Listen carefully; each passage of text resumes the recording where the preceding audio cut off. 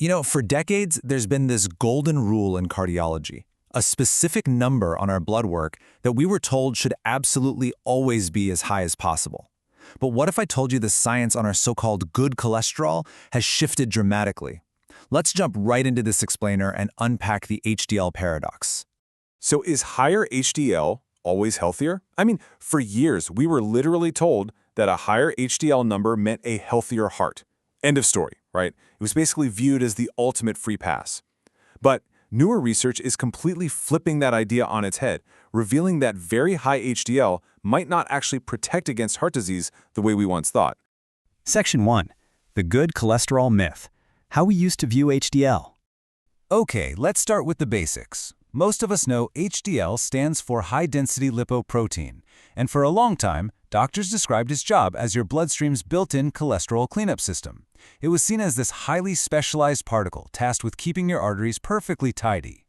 Think of HDL like a massive fleet of garbage trucks. They cruise through your bloodstream, pick up excess cholesterol, and carry it straight back to the liver for disposal. And honestly, the logic seemed perfectly sound. Put more garbage trucks on the road, naturally reduce your heart disease risk. Well, until that logic completely fell apart.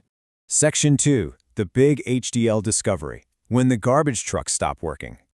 All right, so the traditional view was super simple. Low HDL is bad and higher HDL is your protective shield against heart disease. But modern discoveries revealed a jarring paradigm shift. Researchers found that extremely high levels of this supposedly good cholesterol are actually linked to an increased risk of dying and heart disease in some people. And this wild, unexpected data forced doctors to ask a completely logical, but honestly pretty concerning question about their patients' blood work.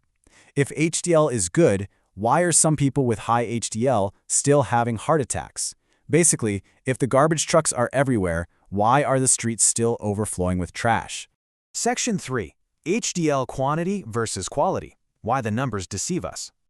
Here is the absolute crucial point. Quantity does not equal quality.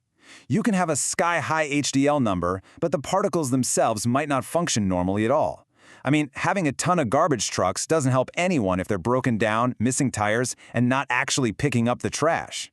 It's not just about how much HDL you have, it's about whether it's actually doing its job. So, why exactly would these trucks break down? Well, a few reasons.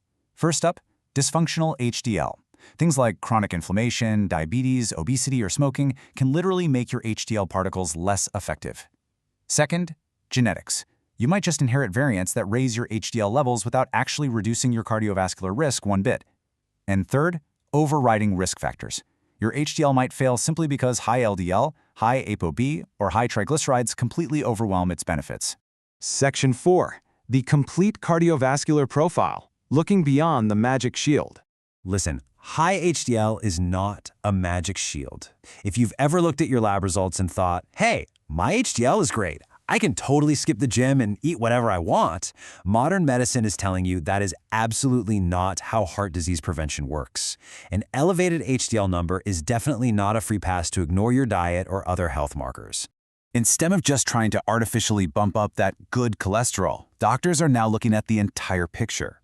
The old focus was just on HDL alone. The modern focus? It involves evaluating your comprehensive risk through advanced markers like LDL cholesterol and ApoB. It means looking at non-HDL cholesterol and triglycerides, and closely monitoring blood pressure, blood sugar, and your overall lifestyle.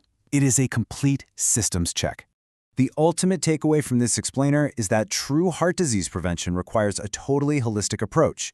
Maintaining a healthy lifestyle. We're talking regular exercise, a balanced diet, adequate sleep, and avoiding smoking, and keeping your LDL cholesterol in check remain the absolute most critical steps for your heart. You simply cannot rely on an elevated HDL number to do the heavy lifting for you. So, I'm going to leave you with this provocative thought to bring up at your next doctor's visit. What does your complete cardiovascular profile look like? Don't just settle for a high HDL score and call it a day. Dig deeper.